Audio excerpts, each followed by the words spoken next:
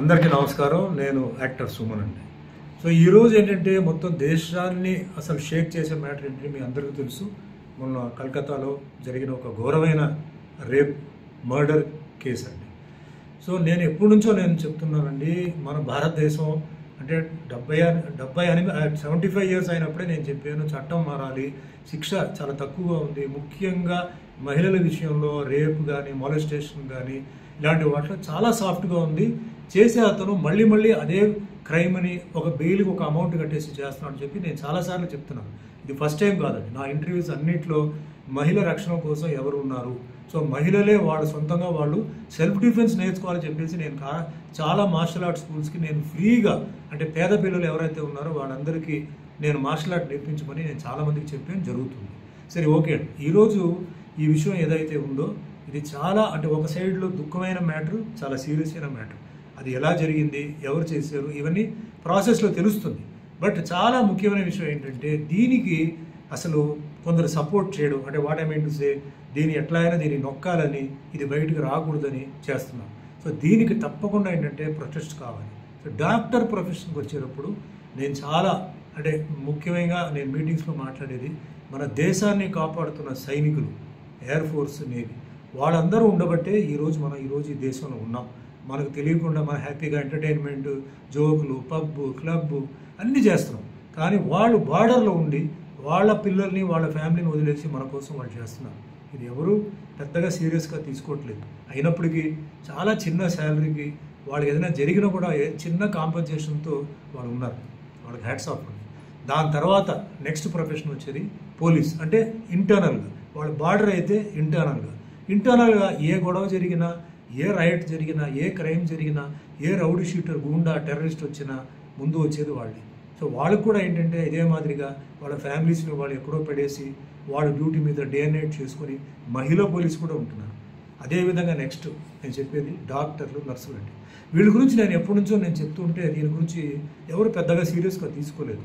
కానీ corona time వచ్చినప్పుడు వాళ్ళ ఇంపార్టెన్స్ ఏంటో తెలియదు. మన బంధువులు, మిత్రులు పేషెంట్ దగ్గరికి రాకూడదు చెప్పినప్పుడు మన బంధువులు కాదు, మిత్రులు కాదు, అభిమానులు కాదు, వాళ్ళు మతానికి, కులానికి సంబంధం లేకుండా వచ్చి దగ్గరకు వచ్చేసి పేషెంట్కు సేవ చేశారు. చాలామంది ప్రాణాలు కూడా కోల్పోతున్నారు. సో ఇది ఒక చాలా పవిత్రమైన ఒక ప్రొఫెషన్, చాలా గట్స్ కావాలి. అలాంటి జరిగినప్పుడు కూడా నర్సులు కానీ, డాక్టర్లు కానీ ఇంకా అదే ప్రొఫెషన్లో వాళ్ళు వెళ్తున్నారు. సో మన దేశంలో మన బాధ్యత అంటే నేను పొలిటికల్ వాళ్ళని, పోలీసు వాళ్ళని, పెద్ద వాళ్ళని చెప్పడం కాదు. మన ప్రజల బాధ్యత ఏంటంటే అలాంటి వాళ్ళకి మనం రక్షణ ఇవ్వాలి. ఏదైనా ఎవరికైనా చాలా విలువైంది ఏంటంటే రియల్ ఎస్టేట్ కాదని ప్రాణం వచ్చినప్పుడు, ఒక ఆపరేషన్ జరిగేటప్పుడు ఆ చేసే డాక్టర్ నీ కులం ఏంటి, నీ మతం ఏంటి అడగరు. కాపాడండి బాబు, నన్ను కాపాడండి బాబు అంటారు. అలాగే నర్సులు కూడా వచ్చినప్పుడు మీ కులం ఏంటి, నీ మతం ఏంటి అని అడగరు. వాళ్ళు చేసే సేవల్ని మనం ఏదో చేయండి అంటారు. అంటే అక్కడ మనకు తెలుస్తుంది కులం, మతం ఇవన్నీ మనకు వద్దు, మనకు కావాల్సింది మనకి రక్షణ అని చెప్పి. అట్లా అలాంటి వాళ్ళు, అంటే అలాంటి డాక్టర్లు ఈ విధంగా జరగడం అనేది చాలా, నిజంగా చాలా బాధగా ఉంది. నేను ఒకటే చెప్తున్నాను, మన అందరూ ఎవరికి వాళ్ళు మనకెందుకులే దీంట్లో పొలిటికల్ ఇన్వాల్వ్మెంట్, మనకెందుకులే దీంట్లో ఎవరితో ఇన్వాల్వ్మెంట్ అలా అనుకుంటే రేపు మీ ఇంట్లో ఒక మహిళ, అంటే అది మీ అక్క ఉండొచ్చు, మీ చెల్లి ఉండొచ్చు, మీ కూతురు ఉండొచ్చు, అలా జరిగినప్పుడు మీ రియాక్షన్ ఎలా ఉంటుంది? అంత దూరం దయచేసి మీరు వదలొద్దు. దీనికి అందరూ సహకరించండి. మీ రూట్లో మీ ద్వారా మీరు ఏమేం చేయగలుగుతున్నారో దీనికి ఒక పరిష్కారం రావాలి. ఫ్యూచర్లో అంటే మహిళలు రాత్రి పూట వెళ్ళకూడదు, మహిళలు అక్కడికి వెళ్ళకూడదు అంటే అది తప్పు. ఎందుకంటే ఈరోజు భారతదేశంలో రాత్రి పగలు పనిచేస్తేనే వాళ్ళ ఇంటికి వాళ్ళు ఏదో కొంచెం డబ్బులు తీసుకెళ్తున్నారు. సో డ్యూటీ పరంగా వాళ్ళు అన్ని చోటుకి వెళ్ళాలి. వాళ్ళకి రక్షణ కల్పించాల్సింది ఎవరంటే అది గవర్నమెంట్ బాధ్యత.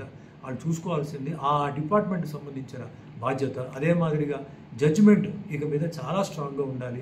ఒక్కసారి ఇలాంటి విషయంలో ఎవిడెన్స్ దొరికి వాళ్ళని అరెస్ట్ చేస్తే కఠినంగా, అంటే లైఫ్, ఎప్పుడో ఒక లైఫ్ని తీసాడో మళ్ళీ ఒక లైఫ్ పోవాలి, ఆ విధమైన ఒక పనిష్మెంట్ ఇవ్వాలి. కాన్స్టిట్యూషన్ని మార్చాలి, గవర్నమెంట్ సీరియస్గా తీసుకోవాలి. మనం ఎన్ని ఫ్లైఓవర్లు కట్టాం, ఎన్ని సబ్వేలు కట్టాం, ఎన్ని కాలేజీలు కట్టాం, అది కట్టాం, ఇది కట్టాం కాదండి. మనుషులకి రక్షణ కావాలి. నేను ఎప్పుడు చెప్తుంటాను, నా పాలిటిక్స్లో ప్రొటెక్షన్, పీస్, ప్రాస్పెరిటీ, ఇది 3 ఎప్పుడు ఉంటే దేశం బాగుంటుంది. సో దయచేసి నా రిక్వెస్ట్ యాజ్ అన్ ఆర్టిస్ట్గా ప్లీజ్ అందరూ మీరు సహకరించండి. న్యాయానికి మనం సపోర్ట్ చేద్దాం. డాక్టర్లు అంటే దేవుడు లాంటి వాళ్ళు, ఎందుకంటే అంతకన్నా బెటర్ ప్రొఫెషన్ అంటే నేను చెప్పను. అదే మాదిరి సాక్రిఫైస్, ఎందుకంటే మిలిటరీ పోలీస్ అంటే అసలు అంటే శత్రువు ఎవరో కనబడుతుంది, ఇక్కడ వాళ్ళ ప్రొఫెషన్లో ఏంటంటే శత్రువు ఎవరో తెలియదు. What I mean to say, corona virus, dengue, typhoid, malaria, AIDS, cancer తెలియదు వాళ్ళకి, తెలియనా అంటే వాళ్ళు పనిచేస్తూనే ఉంటారు. సో అలాంటి వాళ్ళని కాపాడాల్సిన బాధ్యత మనకుంది, ప్రభుత్వం ఉంది, పోలీసు ఉంది, అందరికీ ఉంది. సో ప్లీజ్ ఈ ఒక్క కేసుని మనం సీరియస్గా తీసుకొని, ఎక్కడో కలకట్టలా జరిగింది అని అనకుండా మన ఊళ్ళో కూడా రేపు జరగవచ్చుని అనుకుని దయచేసి మీరు అందరూ సహకరించాలి. So once again it's a request from my side అండి. All the best. Thank you అండి.